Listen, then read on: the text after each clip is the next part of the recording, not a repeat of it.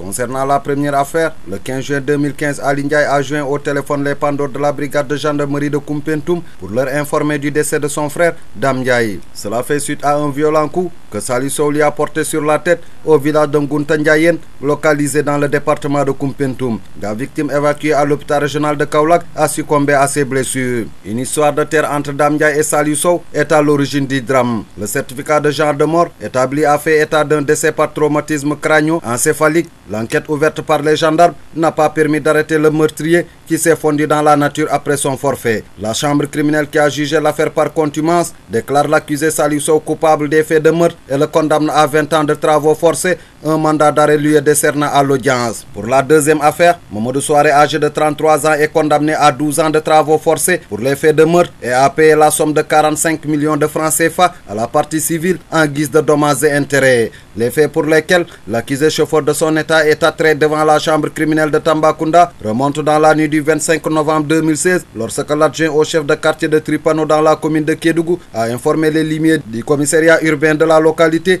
de la découverte d'un corps sans vie d'une dame en état de décomposition très avancé dans une chambre près d'un bar-restaurant. L'enquête menée par les policiers a établi que la victime répondant au nom de Marie-Armel Camara a été tuée par son copain Mamadou Souaré qui se fondit dans la nature avant d'être arrêté 13 jours après son forfait. Les circonstances des faits, mais aussi le comportement de Mamadou Souaré envers sa petite amie, les violences qu'il exerçait sur sa victime et les témoins à charge sont autant d'éléments à suffisance qui établissent selon le procureur Demba Traoré la culpabilité de l'accusé. La défense a battu en brèche les arguments avancés, mais les juges de la chambre criminelle ont presque suivi le représentant du ministère public qui avait demandé une peine de 15 ans de travaux forcés. Alassane Diallo, Tambacounda, Radio-Télévision Walfadjri.